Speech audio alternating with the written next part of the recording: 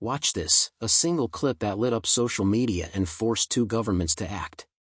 These images didn't happen in a vacuum. Across parts of South Africa, protests over jobs and services have escalated into tense, sometimes violent, confrontations with foreign nationals. Look at this man. Why did he decide to say those words? Why did he stand there, in the middle of that tense street, and speak with that mix of fear, pride, and exhaustion? My fellow Ghanaians, they are warning us to go. It's time to go home. So please, let's go home and fix our country. Thank you. What are you doing here? What skills are you bringing into South Africa? Nails. Nails is not a scarce skill. When are you going back to fix your country? Hey, talk, quick. Next month. Don't tell us next month. We are not foolish. We are not foolish. Let me tell you, Baba. Ne? Right now, as South Africans, we don't want you guys here anymore. Go fix your countries, Baba. You see, let me tell you, we are still speaking to you nicely. It's going to get to a point where speaking to you, it won't help. Where are you staying? Address? So now you left Ghana, you came to South Africa to do nails. No, for nails. It wasn't proposed for nails, but when I came, Ghana's foreign affairs team moved quickly. Officials coordinated evacuations and promised protection for citizens abroad, a response meant to reassure families and calm fears. But let's watch first how it ends. According to the South African immigration law and home affairs laws, you only have 90 days a year. But Luna, you go to the border, you stamp this thing every month, every 3 months, you stamp this thing. Actually, this we must address with the Home Affairs and the Minister that, Luna, you are abusing our systems. No, it's 90 days a year, and you are not here for a visit. You are here to work. No, leadership, listen to what he's saying. He's saying he was here for a visit.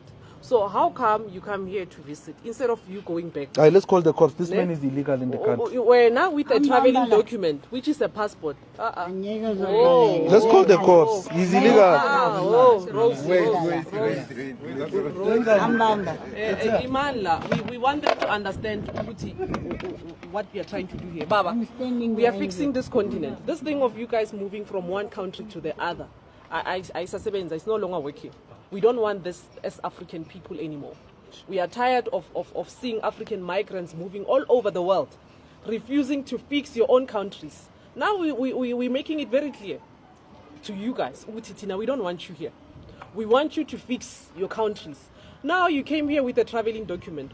You came with a passport. You know that you are a visitor, but now you decided to come and integrate in our communities. You know very well that what you have done is wrong. How many children do you have here? We can come to Ghana and do what you're doing. Passport. Eh? Now you are carrying a bucket. It's 11 a.m. You were supposed to be fighting the government of Ghana there to ensure that they are getting things right. No, there's no fight in Ghana. You must fight what they do. Where's your papers? Passport. Passport. Where's the passport? Take it out. Let me see your passport. Let me see. Luna. Okay, tell me. Who's the police officer that you are bribing to certify these things for you?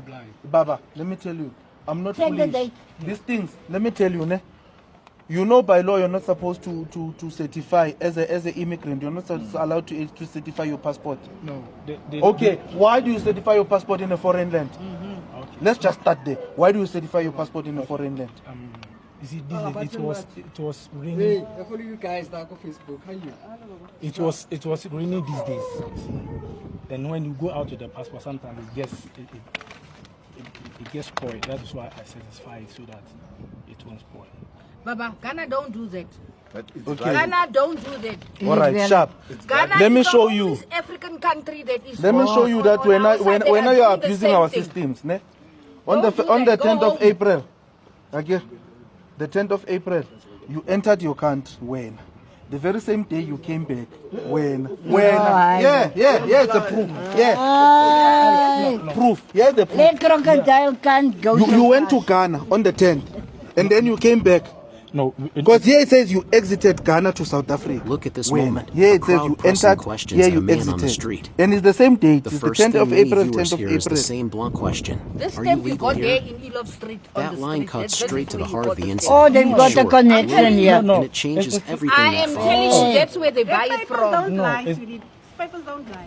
You got it from there. In Elop Street. They Linda, say, can I- Let him Arrest explain, him. let him explain. yeah. Arrest him. Let's take him to the police station. No, I don't have problem for that. We can Yeah, go you there don't because have we- problem. I Yeah. satisfy the thing is. I've got No, a problem. give him a chance to speak. Yeah, I've got it's, a problem.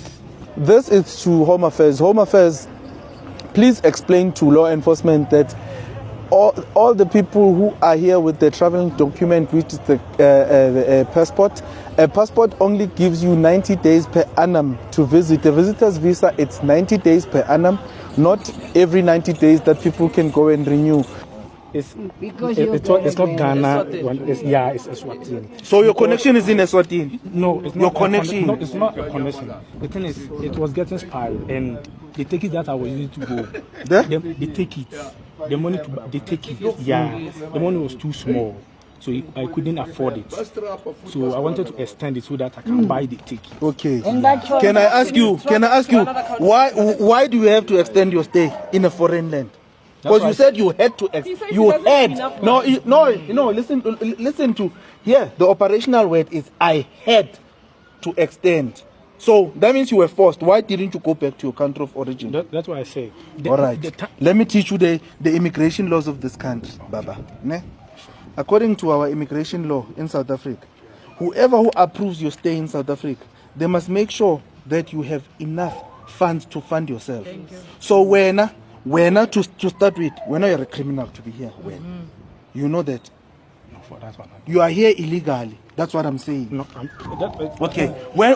When did you come to South Africa the first time? You That's what I said. we That's what I telling said. you. I don't. That's what We I said, South I don't- African are telling you our laws. You are illegal in South Africa. This is what he's saying. He's born and When was bred. the first time you I'm came born to and South- bred in South Africa. When was the first time you came to South When Africa? I came, it was 2019. Okay. So since from 2019, when are you you legal? waiting? And I went That home. single line When lands did you like a come back? verdict. I went home 20, Two sides in one frame. Local perspective. For many in the crowd, the question is about survival, jobs, housing, services. It's blunt, angry, and comes from real frustration. People feel squeezed and they want answers. You've been here from 2024. And there is That's human what you're saying. perspective. For the Ghanaian guy asked, the same question strips away identity and safety. It can escalate a conversation into a confrontation in seconds. Fear, humiliation, the risk of violence. What happens next? Two possible paths. Face-saving outcome, quick, public de-escalation. A local leader or official steps in, the crowd backs off, apologies or explanations follow, and the moment becomes a lesson. Or catastrophic outcome, escalation into violence, arrests, or a viral outrage that sparks diplomatic action and mass evacuations. One question. Two worlds.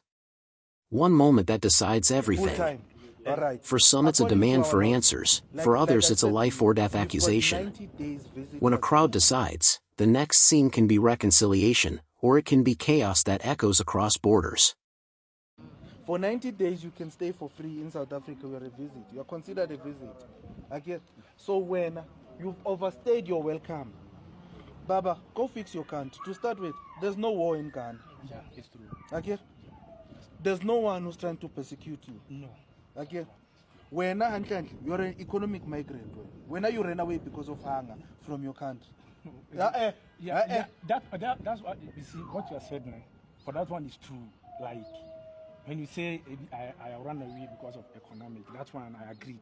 But it wasn't like I don't want to support the government to. I don't want to fix the. How old are you? Yeah. How old are you? I'm turning 38. 38. Let me tell you, Baba. Ne? Let me tell you, my guy. Ne? You are a capable African man. So if you don't fix your country, you see what we are doing here. The reason why we want you to go back to your countries. We want to fix our country. So you guys must also go back and fix your countries. We are not xenophobic, but we are patriotic and we want Africa to rise. Africa, we are the richest continent in the world. We are the richest. But you guys, you are running away from the riches in your country. You come to South Africa. We are not And all of xenophobic. you- What is your take? and all Do of you understand the you meaning? keep on talking about African unity. African unity in one country. Remember, South Africa, we are one of the smallest countries in the continent. Do you know that? We are one of, and all of you want to come here to South Africa. You said your name, I saw your surname is Asamoah. Asamoah. Asamoah. Look, bruh. Look, bruh. Look, bruh. Go fix your countries. Go fix your countries. You know what? Whoever who's doing these fraudulent things for you, listen. Okay. I understand him that Yes. I will go home, but yes, I understand, but I Listen, understand my that brother. I'm going home, but Yes. what I was Listen. saying, yeah. Listen. I understand him going home. The Ghanaian man says. This is more than a viral clip, it's a choice. Which path will the next moment take? That one question changed everything. What started as a tense street exchange didn't stay on the pavement, it rippled into airports, government offices, and living rooms back home. Now the story shifts from a single viral moment to a national response. It is really condemnable to see that particularly West Africans have come under another round of xenophobic attacks in South Africa. And this time, Ghanaians have been targeted and other nationals from West Africa. Earlier today, I held a meeting with the Chargé of the South African High Commission in Accra. Yesterday, I had a telephone conversation with my counterpart, the Foreign Minister of South Africa. And in all of those engagements, Ghana has strongly condemned the xenophobic attacks our nationals have come under. I acknowledge that our counterparts in South Africa have expressed regret, have assured us that there will be investigations and that they will take steps to nip this really condemnable and regrettable xenophobic attack in the bud.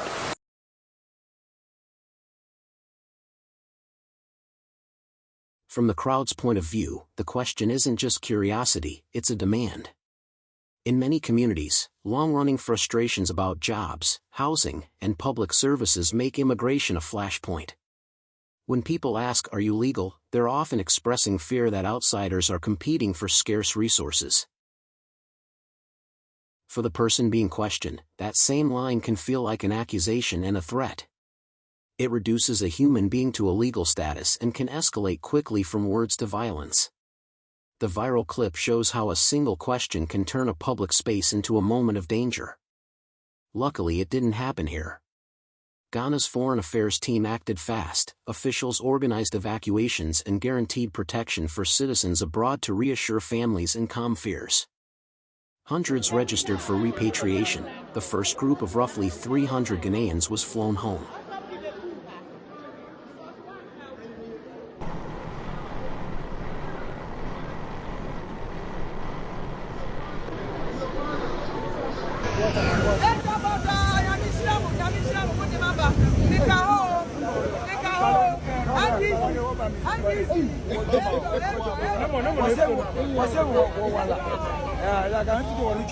South Africa,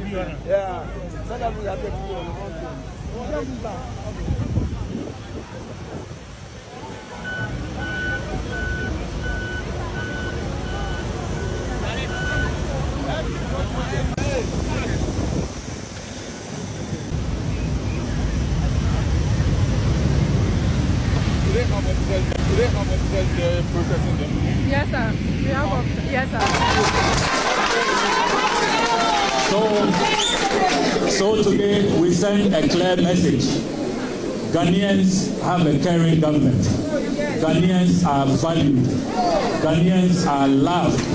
Ghanaians are cherished. And if you mess around with Ghanaians anywhere in the world, thinking that they are orphaned or nobody cares about them, you are mistaken. And you are making a mess of yourself.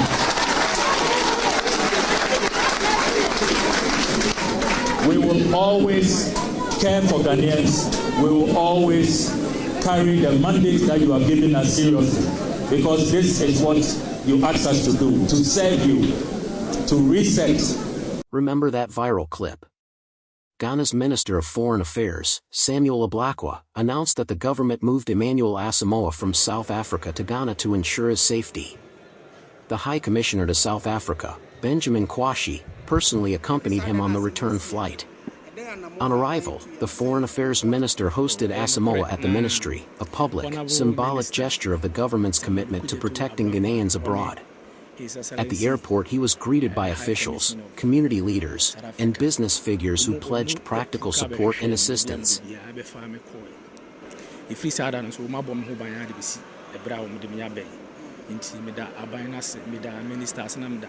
High Commissioner so as okay, me yes I know Juma, me more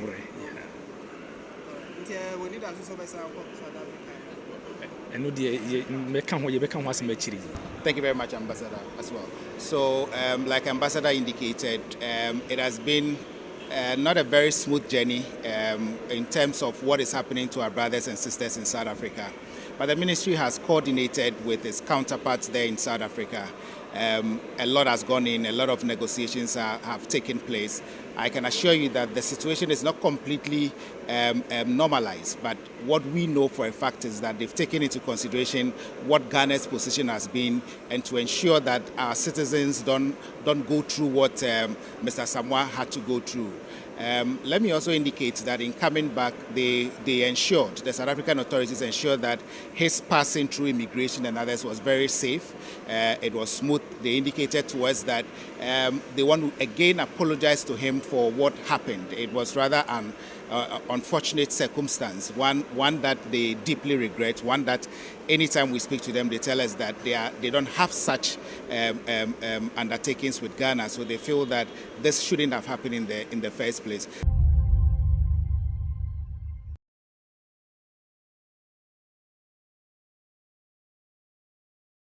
Support arrived fast. Businessman Ibrahim Mahama stepped forward, pledging to back Emmanuel Asamoah's new start, offering 200,000 Ghana cedis and help to set him up as a cement and construction hardware distributor. What began with a nail technician's work in South Africa is now a chance to rebuild in Ghana. This case also pushed diplomacy into the spotlight. Ghana condemned the attacks and moved quickly. The Foreign Affairs Minister arranged Asamoah's return, the High Commissioner accompanied him home, and officials publicly welcomed him, a clear message that the state will protect its citizens abroad. But the story goes beyond one man. It sparked a wider debate about migration, unemployment, and anti-foreigner sentiment in South Africa, and it forced both countries to confront hard questions about safety, jobs, and regional solidarity.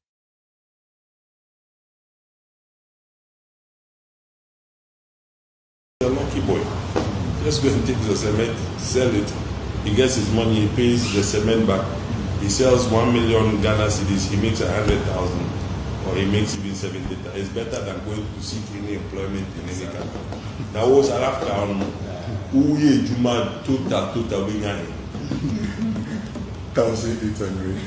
When we did the calculation a month, it was earning like 1,700 to 1,800. Was he earning 3,500 per annum? 1,800 what?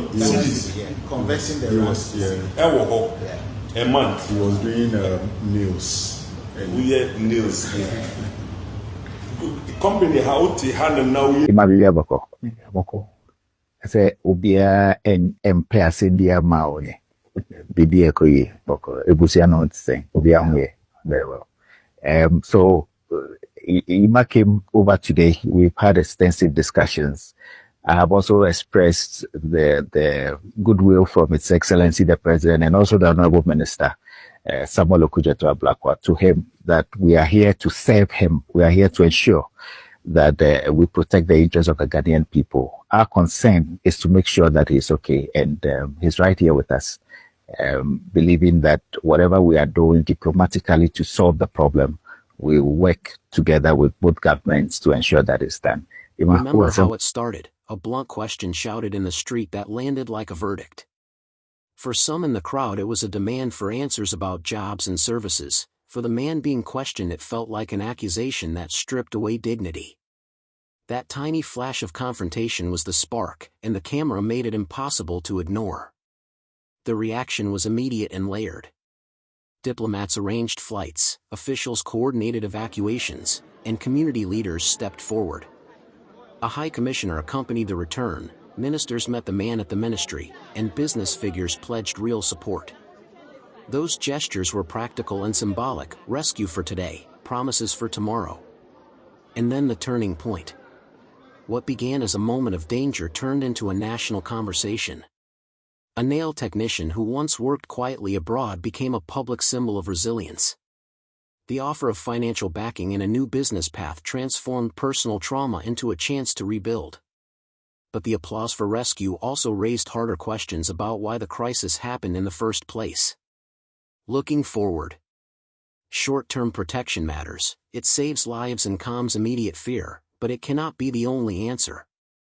Long-term solutions must tackle unemployment, social strain, and the politics that turn neighbors into targets.